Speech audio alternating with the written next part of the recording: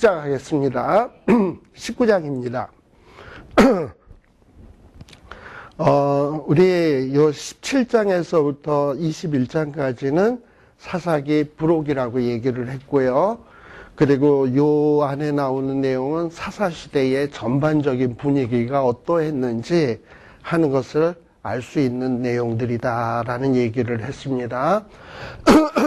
아니나 다를까 19장에도 사사시대는 왕이 없을 그때라 그랬죠. 사실은 왕은 있었어요. 하나님이 왕이에요. 그러나 사람들이 하나님을 왕으로 생각지 아니하고 이들 마음속에는 다른 나라의 인간 나라의 어떤 왕들이 있었으면 하는 바람이 있었을 그런 때였습니다. 자, 그런데 그런 때다 보니 하나님을 이렇게 왕으로 섬기지 않던 때이다 보니까 뭔가 이스라엘 백성들이 하나님의 백성임에도 불구하고 뭔가 그 신앙생활이 문제가 있는 것을 볼 수가 있습니다. 그 중에 하나가 19장 1절에 보면 에브라임 산지 구석에 우거하는 어떤 레위 사람, 거기에서 우리가 눈여겨볼 부분이 구석이라는 말, 또 우거라는 말, 또는 레위 사람이라는 말이에요. 우리가 가나안 땅을 정복하고 난 다음에 이스라엘 백성들이 땅을 분배할 때 레위 사람들은 기업을 분배받지 못했기 때문에 이스라엘 백성들이 레위 사람들을 위해서 특별히 살 거처를 마련해 주어야만 했었어요. 그런데 뭔가 사사시대에 들어서 뭔가 이스라엘 백성들이 신앙생활이 엉망이 되어가면서 레위 사람들에게 특별히 이렇게 제공해야 될 어떤 레위 사람들이 살 성, 거할 어떤 성들을 제대로 하고 있질 않은 거야. 자기들이 먹고 살기 바쁘니까. 그러다 보니 레위 사람들이 거할 것이 없게 되고 또 11조들도 제대로 내지 아니하고 이러다 보니 레위 사람들이 차츰차츰 홈리스 신세로 전락되기 시작을 했습니다. 그래서 에브라임 땅에서도 중앙에 거하면서 에브라임 사람들의 신앙을 돌보고 그들을 올바른 길로 인도해야 될 사람들이 레위인인데 이 레위 사람이 어디에 거하고 있냐면 구석에. 그 다음에 우거라는 말은 어떤 뜻이냐면 떠돌이라는 말이에요. 그러니까 떠돌이, 홈리스처럼 되었다라는 얘기고요.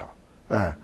그런데 그러니 레위 사람들을 어떻게 정말 이스라엘 백성들이 배려해야 되는 어떤 율법의 조항들이 전혀 실행되고 있지 않았다라는 것을 볼 수 있어요. 그러면 한편으로는 레위 사람은 또 그러면 어떠한가? 이렇게 홈리스 신세로 전락돼서 불쌍하긴 합니다만, 근데 또 레위 사람도 이스라엘 백성들 앞에 신앙의 모범을 보여야 되는데, 레위 사람 역시도 뭔가 한심한 모습을 보여주는 것이 요 1절에 나오는 모습이에요.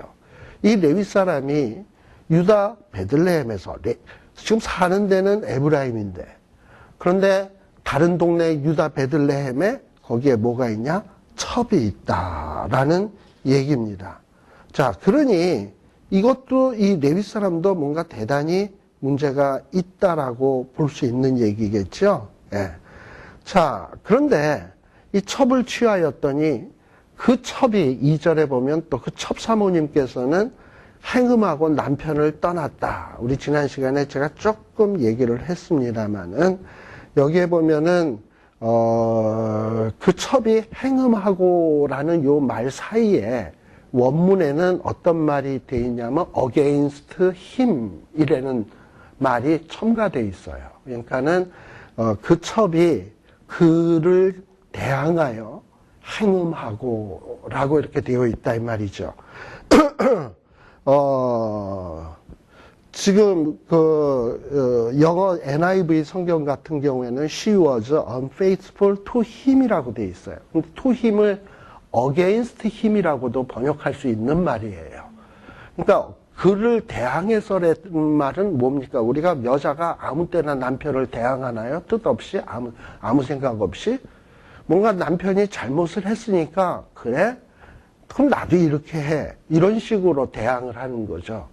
그래서 이 말을 가지고 성경 주석가들은 뭐라 그러냐면 아마도 이 레위 사람이 뭔가 또 어떤 바람 같은 걸 피워가지고 이 첩도 또 첩 주제에 첩도 그래 네가 바람을 펴? 그럼 나도 거기에서 맞대항해서 행음을 하고 그래서 어떻게 보면 이 레위 첩사모님이 행음을 하게 된 뒷배경에는 뭐가 있냐? 레위 사람이 뭔가 비도덕적인 일로 그 여자를 어떤 화나게 했기 때문에 이런 일이 벌어지지 않았겠는가. 자, 아무튼 이래가지고 문제가 발생이 되니까 이 여자는 또 무서우니까 어디로 냅다 도망을 갔냐 하면 유다 베들레헴으로 걸로 도망을 가가지고 거기에서 넉 달 동안을 별거 생활을 하게 되었다라고 돼 있는 거예요. 그러니 이 짧은 1절과 2절의 내용입니다만 이스라엘 백성들을 올바른 길로 인도해야 될 레위 사람들이 얼마나 한심한가. 또 레위 사람들을 돌봐야 되는 이스라엘 백성들은 그 의무와 책무에 대해서 얼마나 소홀히 하는가 하는 것을 볼 수 있어요. 이 레위 시대, 이게 사사 시대의 모습입니다. 근데 이 레위 사람이 넉 달 동안 이 첩사모님하고 떨어져 있다 보니까 뭔가 외롭고 옆구리가 시렸는지 이래서는 도저히 못 살겠다 해가지고 이 여자와 관계를 회복해야 되겠다라는 생각이 든 거예요. 그래서 3절에 보게 되면 그 여자에게 다정히 말하고 그를 데려오고자 하여, 그래서 여자와 어떻게 해서든지 관계 회복을 하기 위해서 뭘 하냐? 하인 하나, 나귀 2피를 데리고 그에게로 갔다라고 돼 있어요. 아마도 이 나귀 2피를 가지고 간 것을 보게 되면은 하나는 자기가 타고 올 나귀, 한 마리는 와이프를 태우고 올 나귀.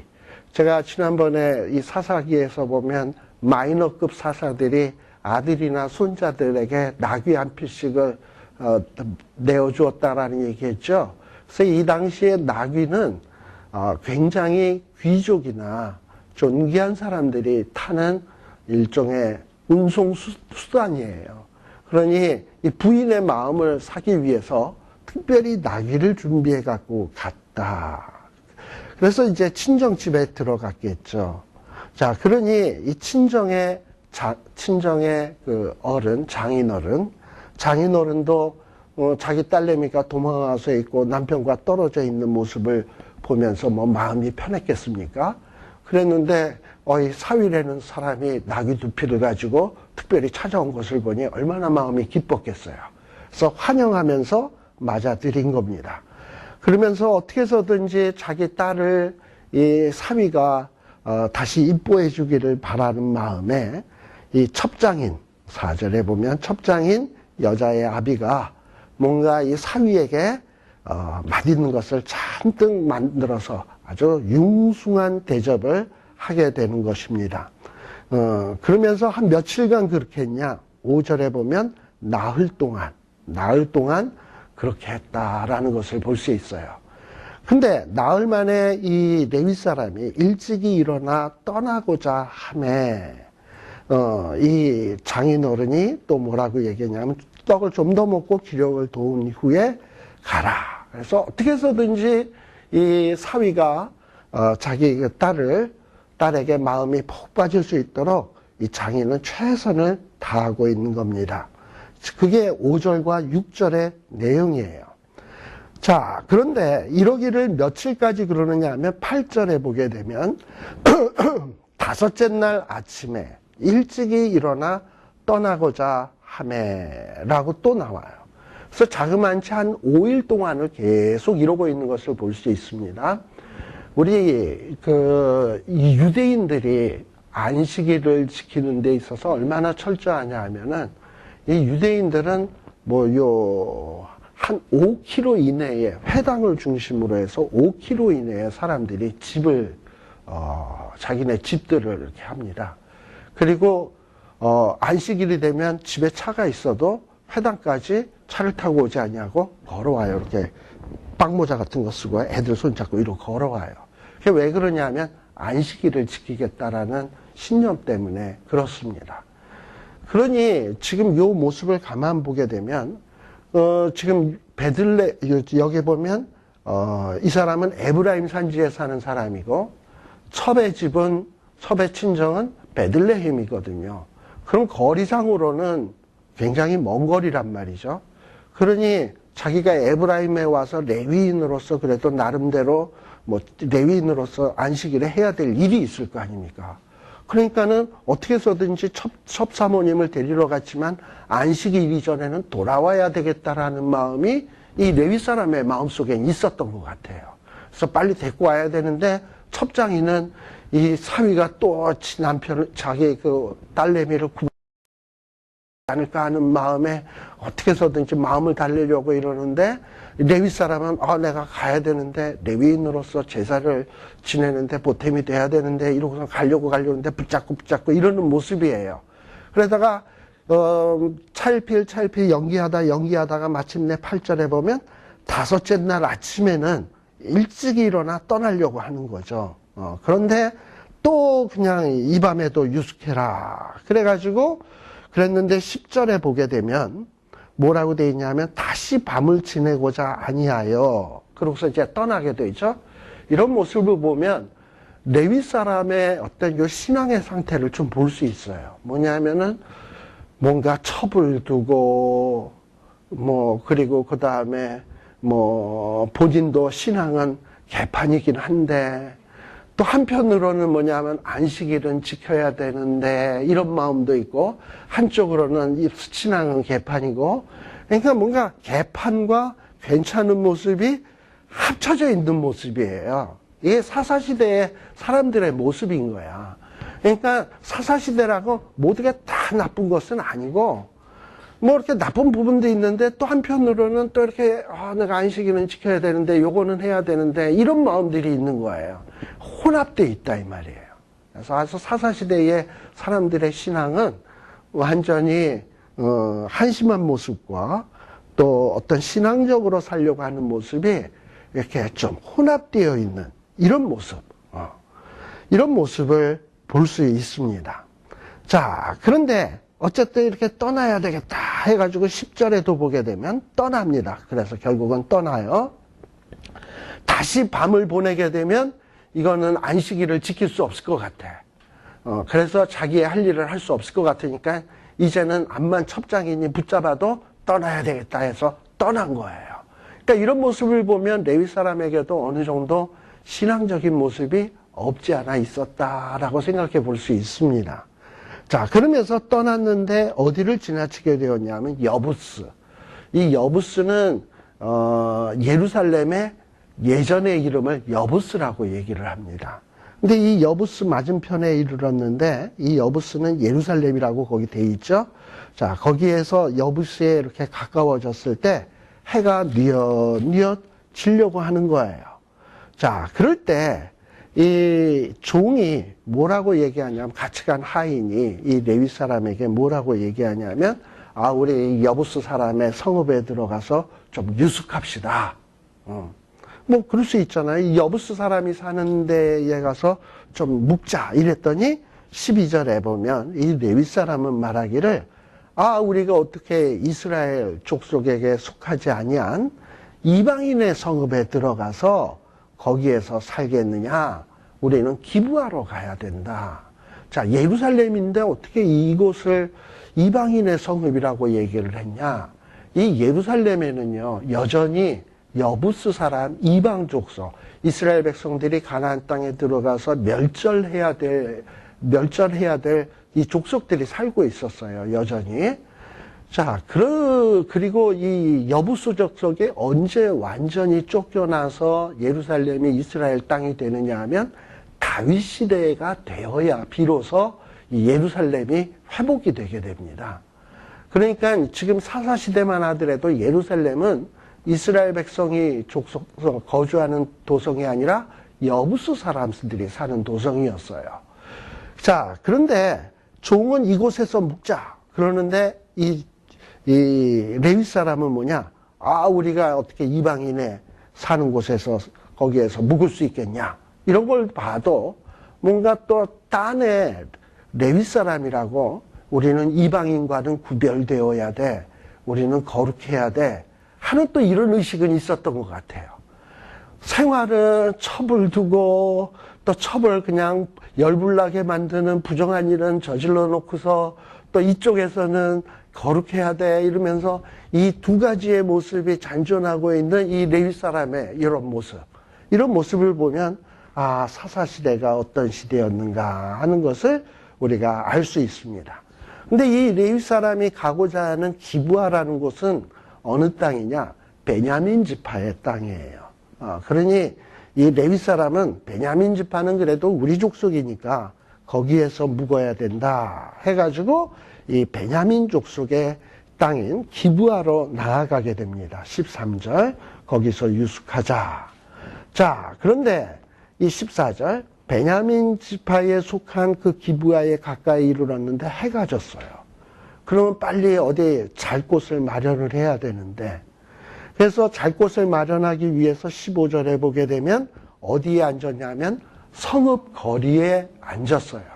이 성읍 거리는 많은 사람들이 왕래하는, 그러니까 이 베냐민 사람들 많은 사람들이 왕래하는 그런 곳이에요. 자, 그런 곳에 나귀를 데리고 짐을 싣고 이렇게 딱 앉아 있으면 누가 봐도 베냐민 사람 누가 봐도 아, 저 사람들은 나그네로구나 라는 것을 분명히 알 수 있어요. 그러면 이스라엘 사람들이라면 이스라엘 사람들은 나그네를 보면 어떻게 해야 되냐? 그들을 맞아야 돼요. 우리가 일찍이 창세기에 보면 아브라함 때 아브라함이 그 자기의 장막 앞에서 이렇게 앉아 있는데 나그네가 지나가는 모습을 보면서 대접을 해가지고 결국엔 아브라함이 아들을 얻게 되는 어떤 이런 축복으로 나아가는 것을 보잖아요. 그리고 또 이스라엘 백성이라는 게 원래 애굽 땅에서 종으로 있다가 거기서 나와서 광야를 유리하는 홈리스 나그네 아니었습니까?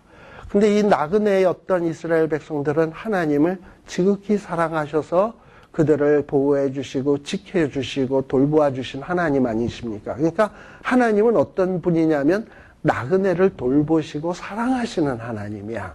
그래서 하나님께서는 내가 이렇게 나그네를 돌보고 사랑하는 것처럼 너희도 나그네를 잘 대접하라고 얘기를 하는 거예요.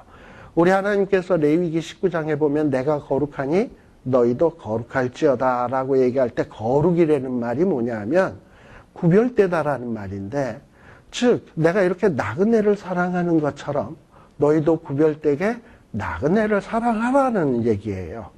자, 그러면 베냐민 지파는 당연히 이렇게 거리에서 유숙하려고 성읍거리에 홈리스처럼 뻘쭘하게 앉아있는 사람들을 보면 영접을 해주고 그들을 돌보아야 되는데 어느 누구도 이 레위 사람을 유숙해 하는 자가 없었다라는 얘기예요. 이 얘기는 뭔가 나그네를 잘 돌보라는 하나님의 율법의 규례가 베냐민 지파에서는 전혀 지켜지지 않고 있었다라는 것을 볼 수 있습니다. 자, 드디어 16절. 해가 저물었어요. 그런데 여기에 누가 등장을 하냐면 한 노인이 나옵니다. 한 노인. 근데 이 한 노인은 어떤 사람이냐? 본래 에브라임 산지 사람. 이 사람이 사는 곳은 원래 고향 땅은 어디냐면 에브라임에 거하는 에브라임 사람인데 지금은 근데 어디에 살고 있냐면 기브아에 살고 있어요. 근데 기브아에 살고 있는 것도 그냥 살고 있는 게 아니라 기브아에 우거한다라고 돼 있어요. 우거라는 말이 아까 유리하고 방랑한다 그랬죠. 그러니까는 지금 이 에브라임 사람도 무슨 일인지는 몰라도 에브라임에선 더 이상 살 수 없이 흘러 기브아까지 흘러 들어와서 이 기브아에서 홈리스처럼 지금 살고 있는 거예요. 베냐민 지파 사람들 사이에 거기에서 섞여서 이러고 살고 있는 거야. 그러니 지금 이 노인도 어떻게 보면 나그네예요. 어떻게 보면 신분으로 보면.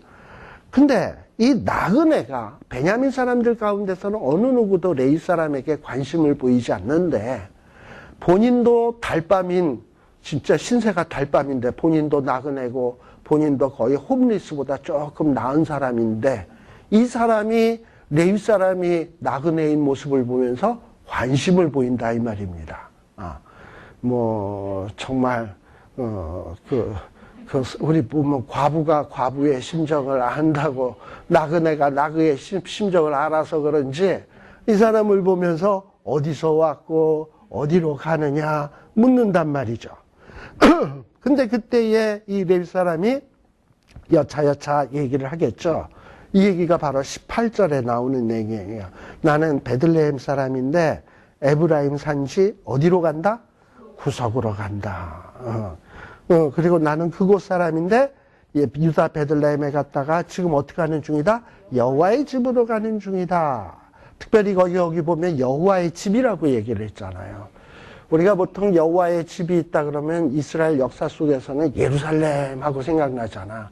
근데 사사시대에는 아직 예루살렘에는 여부수족이 점령하고 있었고 하나님의 성막은 어디에 있었냐면 실로에 있었단 말이에요. 실로는 에브라임 땅의 중앙에 있는 곳이에요. 그러니까 아마 이 레위 사람은 제사를 지내기 위해서는 실로 쪽으로 가고 있는 거야. 그렇잖아요? 실로 쪽으로 가고 여호와의 집으로 간다고 얘기를 하는 거죠. 자, 이렇게 왜 이 레위 사람이 이런 얘기를 했을까? 이 노인에게 난 레위 사람이고 안식일을 지켜야 되니까 난 지금 여호와의 집으로 가는 중이다. 이러면은 이 사람은 신앙 좋은 레위인인가 보다. 이 노인이 듣고 내가 이 사람을 잘 대접하면 여호와로부터 축복을 받지 않을까. 어떤 이런 마음이 들 거 아니에요? 이런 걸 계산했는지 모르지만 나는 지금 여호와의 집으로 간다 해서 뭔가 이 노인에게 환심을 사기 위해서 아니면 또 한편으로 또 이 마음도 있는 거지 뭐. 여호와의 집으로 가서 안식일을 지켜야 되니까 여호와의 집으로 간다. 또 한편으로는 또 환심을 얻기 위해서 여호와의 집으로 간다. 또 내가 이렇게 신앙이 좋다라는 걸 보여주기 위해서 여호와의 집으로 간다. 뭐 이러는 거죠. 우리가 보통 누구와도 이야기를 할 때 보면, 얘기를 할 때 보면은 그 말 속에는 여러 가지 복합적인 계산을 넣어서 말할 경우가 있잖아요. 예를 들면은 어떤 사람을 딱 만났을 때 할렐루야 할 때 속마음에는 한편으로는 어떤 마음이 있냐면 우리는 하나님을 찬양해야 된다라는 마음도 있어요. 없지 않아 있어. 그러나 또 한편으로는 내가 이렇게 이런 말을 할 정도로 나는 신앙이 괜찮은 사람이요. 뭐 이런 어떤 복합적인 마음이 있단 말이죠. 이 레위 사람이 지금 그런 모습을 보이고 있는 거지. 자, 그랬더니 그런데 여호와의 집으로 가는데 내가 이렇게 신앙이 좋고 하나님을 섬기고 여호와의 집으로 가는데도 나를 자기 집으로 영접하는 사람이 하나도 없더라. 이러고 얘기를 하는 거죠. 섭섭함을 표현하는 거겠죠. 자, 그랬더니 19절에 보면 이 한 노인은 어떠냐. 이 사람도 신세가 한심한데 나귀들에게 먹일 집도 있고 보리도 있다. 그리고 당신의 이 레위 사람은 또 뭐라고도 얘기하냐면 19절에 보면 이 레위 사람과 그 하인에게는 집도 있고 보리도 있고 그리고 양식과 포도주도 있어 무엇이든지 부족함이 없다. 즉 나는 너희에게 패기칠 먹는 거 갖고 패기칠 또 나귀에게 먹이 때문에 패기칠 생각이 전혀 없다. 내가 지금 필요한 건 단지 숙소 하루 묵을 처소뿐이다. 내가 부담 주지 않을 테니까 어디 묵을 처소가 있었으면 좋겠다. 이 얘기 아니겠습니까? 자, 이렇게 어쨌든 이 레위 사람은 묵을 곳을 얻기 위해서 여호와의 집으로 간다. 나는 뭐 먹을 것도 있으니까 그런 거 갖고 패키칠 염려는 전혀 없다. 이러면서 어떻게 해서든지 묵을 곳을 지금 찾으려고 하고 있는데 20절 이 노인은 뭐라고 얘기하냐? 아이 무슨 소리, 그대는 안심하라. 당신이 쓸 건 먹을 거 그것도 내가 대접한다. 그게 내 담책이다. 담책이라는 말은 내가 마땅히 담당해야 될 책임이라는 얘기예요.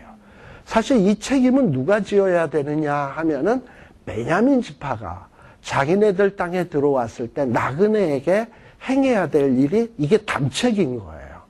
그런데 이런 담책을 베냐민 지파는 전혀 감당하지 아니하고 베냐민 지파의 땅에 살고 있는 나그네, 우고하는 한 노인, 이 사람이 지금 이 일을 감당한다라는 거예요. 이런 걸 보면 지금 이스라엘 안에 전혀 어떤 하나님의 그 거룩한 시스템, 제도가 전혀 적용되지 않고 있다라는 것을 볼 수 있습니다. 자, 그리고 여기에 보면 21절에 보면 그를 데리고 자기 집에 들어가서 너는 네가 나귀에게 먹을 거 있다 그랬으니까 그럼 먹여 이랬습니까? 그게 아니고 자기의 집에 있는 걸 가지고 나귀에게 다 먹여주고 그리고 그들이 발을 씻고 먹고 마셨다. 자, 자기 집에 있는 걸 다 내어주었다 이 말이죠. 자, 그러니 베냐민 사람들은 누구보다 못하다? 자기네 땅에 살고 있는 한 노인 홈리스보다도 못하다라는 얘기를 사사기에서 지금 보여주고 있는 내용입니다. 또 22절도 보세요.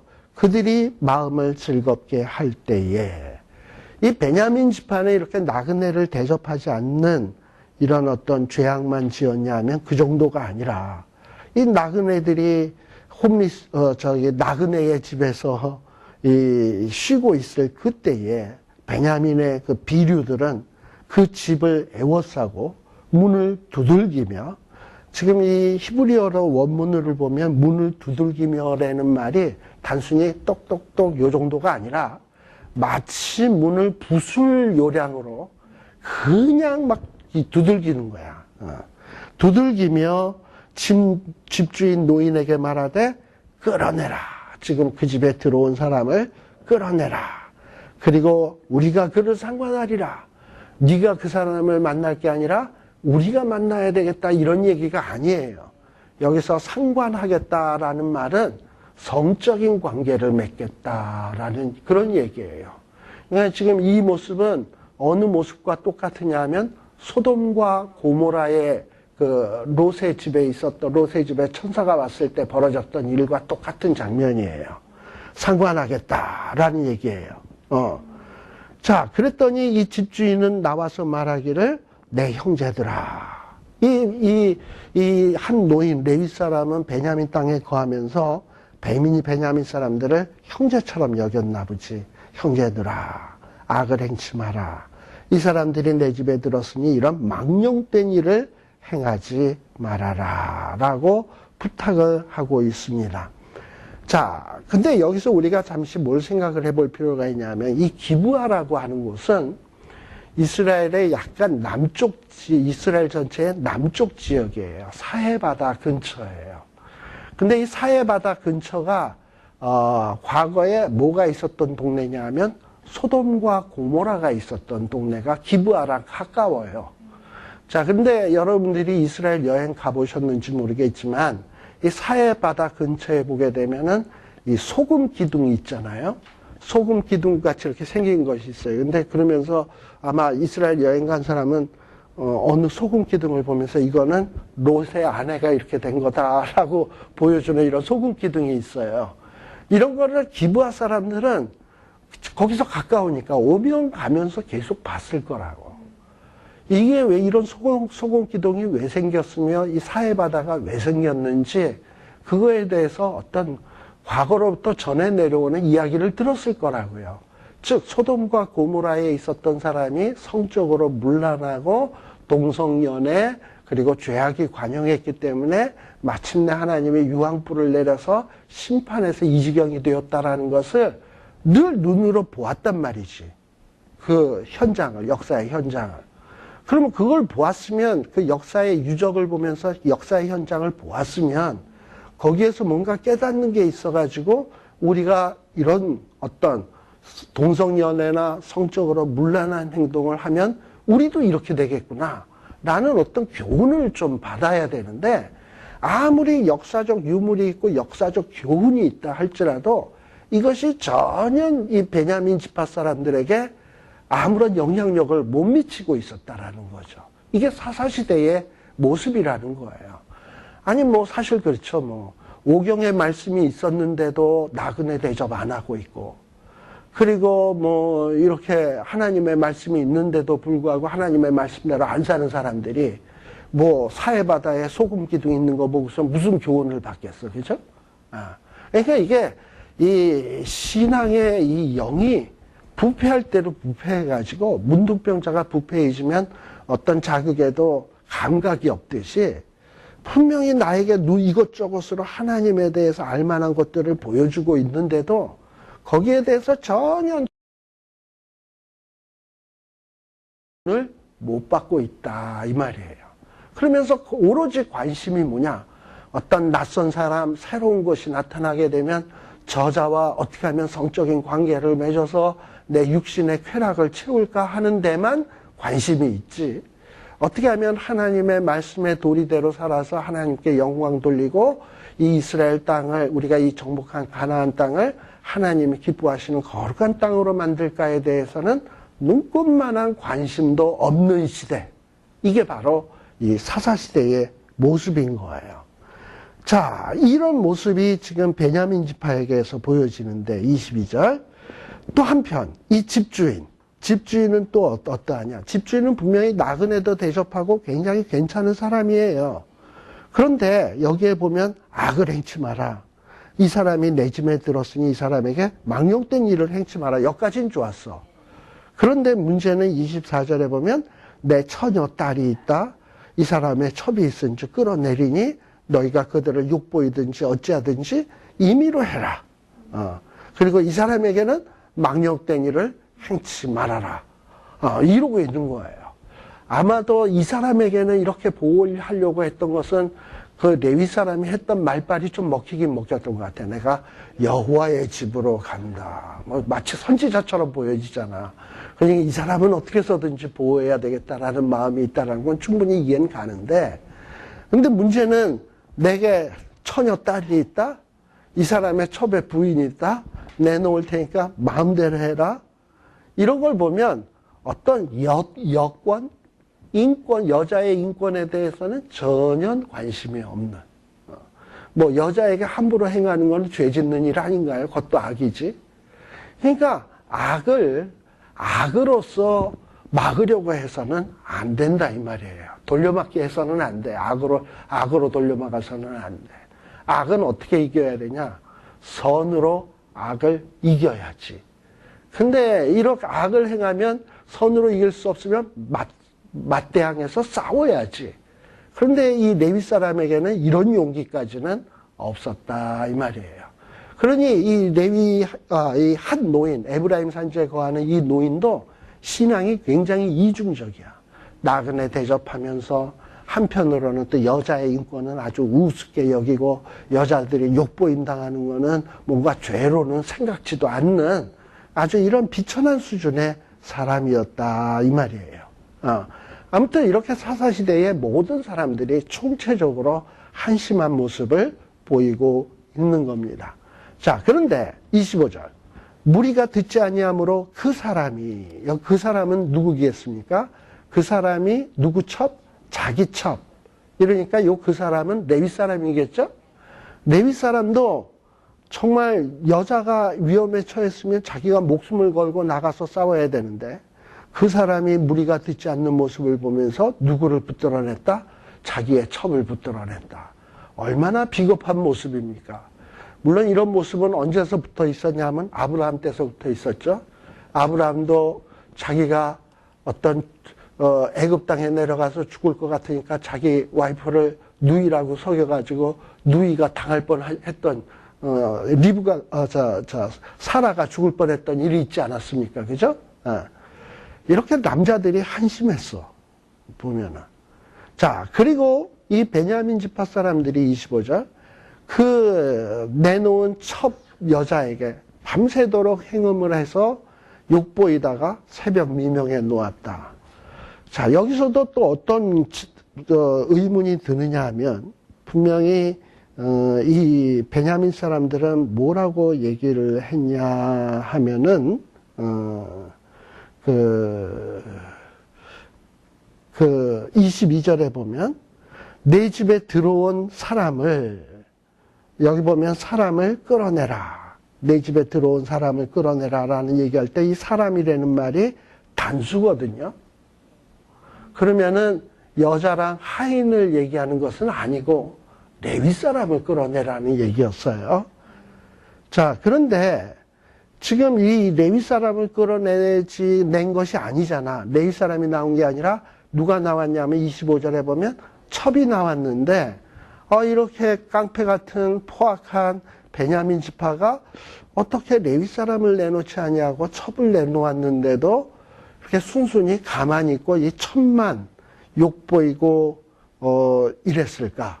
내 윗사람 안 내놓는 거에 대해서는 왜 계속해서 떼거지 악을 쓰고 내놓으라고 요구하지 않았는가?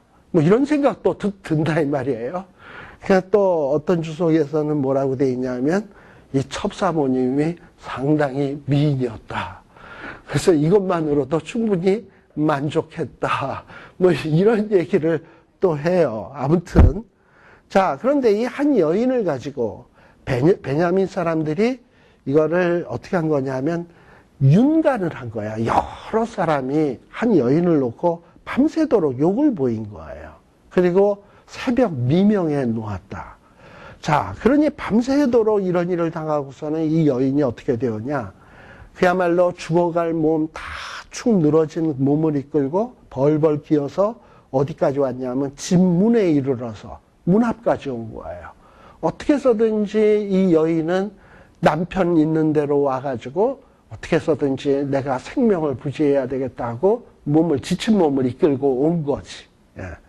또 27절에 보면 그의 주인이 일찍이 일어나 뭘 하려고 했냐면 집 문을 열고 떠나고자 하였더니 이 한 여인은 남편에게 보호받으러 어떻게 해서든지 망가진 몸이지만 뭔가 치료받기 위해서 목숨을 걸고 이렇게 오고 있는데 레위 사람은 이 여인에 대해 산사 여부나 지금 어떤 일을 당했나에 대해서는 전혀 관심이 없이 나는 일찍이 내빼야 되겠다. 내 몸이라도 건져야 되겠다 하고서 집을 도망갈 생각만 하고 있는 거예요. 자, 그런데 떠나고자 문을 딱 열어보니 이 여인이 집 문에 엎드려져 있고 특별히 거기에 눈여겨볼 부분이 두 손이 문지방에 있는 것을 보았다.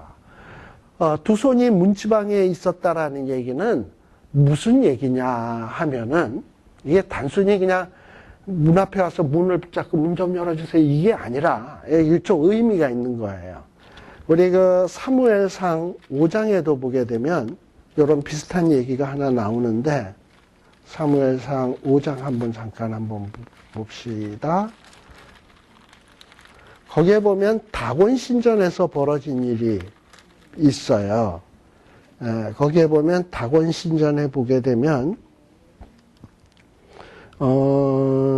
4절 다곤 신이 여호와의 궤 앞에 엎드려져 얼굴이 땅에 닿았고 그 머리와 뭐가 두 손목은 끊어져서 손목이 어디에 있다? 문지방에 있다. 그래서 문지방이라는 얘기가 나오잖아요. 보통 이 중동 사람들은 문지방에 그 집을 지키는 수호신이 산다고 생각을 했어요. 왜 문지방이 이렇게 넘나다니는 곳이잖아요. 그래서 그 수호신이 있어서 어떤 악한 것이 집 안으로 들어올 때 문지방에 있던 신들이 막는다는 거야. 그래서 사람들이 이 집안에 사는 사람들이 뭔가를 기원하거나 어떤 마음의 소원을 부탁을 할 땐 문지방을 붙들고 우리 집을 축복해 주소서, 우리 집에는 악귀가 들지 말게 하소서, 날 좀 살려주소서, 나를 복되게 하소서 하면서 문지방을 붙들고서는 간혹들 이렇게 기도를 하곤 한다는 거예요. 그러니까 지금 이 여인도 뭐냐면 온몸이 만신창이가 돼서 죽을 지경에 이르렀잖아. 그래서 문지방을 붙들고서는 문지방에 있는 수호신에게 나를 불쌍히 여기서 나를 살려주소서 하고서 문지방에 이렇게 손이 얹어져 있은 거예요. 또 사무엘상 5장에서는 다곤신이 뭐냐면 여호와의 언약궤를 보고 자빠졌잖아요. 엎드려졌다고 돼 있는데 이 엎드려지는 행위는 어떤 행위를 얘기하는 거냐면 신하가 왕에게 절하는 엎드려지는 단순히 그냥 자빠지는 게 아니라 절하듯이 엎드려지는 거 그런 거예요. 다곤신 언약궤를 홈리와 비느하스에게서 빼앗아서 다곤신전으로 갖고 온 것은 다곤신에게 여호와를 무릎 꿇린 거였는데 다곤신전 안에서 반대 현상이 일어난 거야. 다곤신이 엎드려졌어요.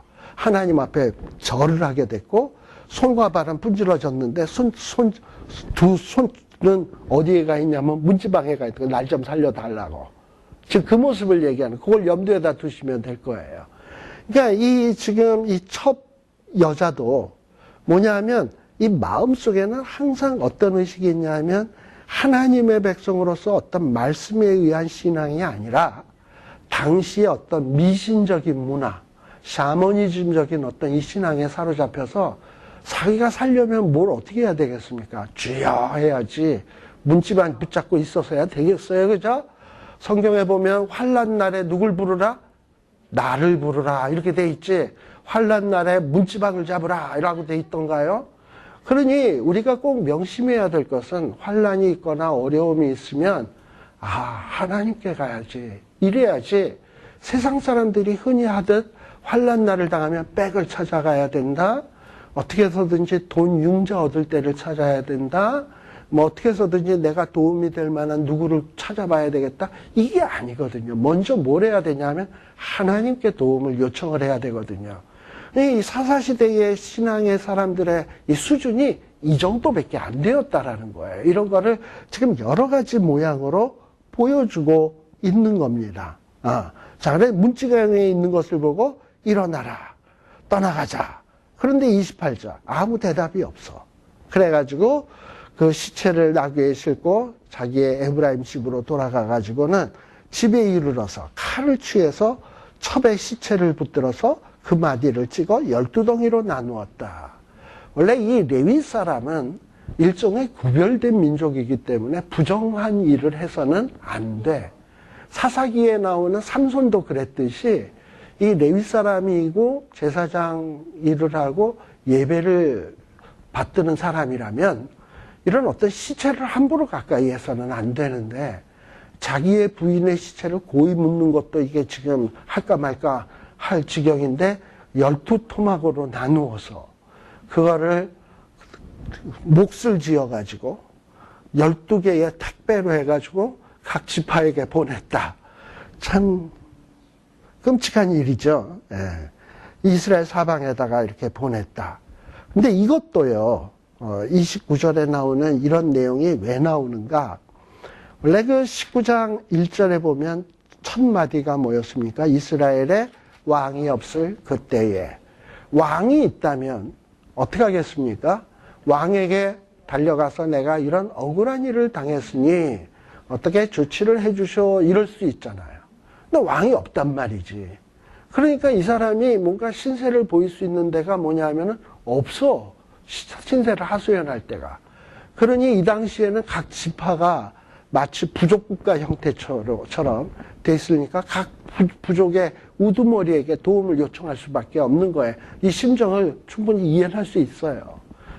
그러나 또 한편으로 생각을 하면 그거는 그냥 일반적인 생각이고 제대로 된 신앙인이라면 하나님, 내가 이렇게 억울한 일을 당했는데 내가 이걸 누구에게 이 원통함을 하소연하겠습니까? 하고 나아가야 될 것 아니에요. 근데 이런 모습은 없이 자기의 분을 풀기 위해서 자기의 부인을 12토막을 내서 인간적인 도움을 얻으려고 하고 있다라는 것을 지금 보여주고 있는 내용이 바로 이런 내용입니다. 자, 그러면서 30절에 보면 이것을 12토막의 시체를 보는 자들이 다 뭐라고 얘기합니까?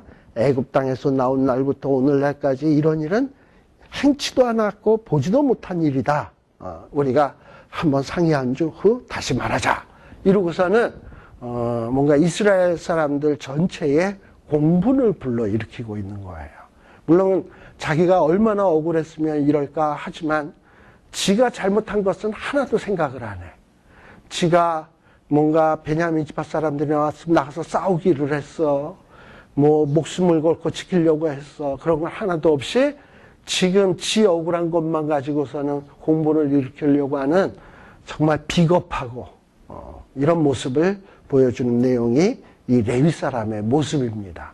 자, 그래서 근데 이 레위 사람 지금 요 사사기 19장에 나오는 이런 모습이 가만히 생각을 해보면 오늘날의 이 모습이에요. 사실 어떻게 보면 오늘날에 뭐 신앙이 있다 하는 사람도 보면 한 구석에는 하나님 생각하는 마음 없지는 않아. 그러나 이런 쪽에서 보게 되면 또 엉망진창이고 이러면서 뭔가 아무튼 좀 이렇게 순수치 못한 이런 모습들이 있는 게 사사시대의 모습이고 오늘의 우리의 모습이다라는 것을 느낄 수 있습니다. 잠시 쉬었다가 우리 또 이야기하도록 하겠습니다.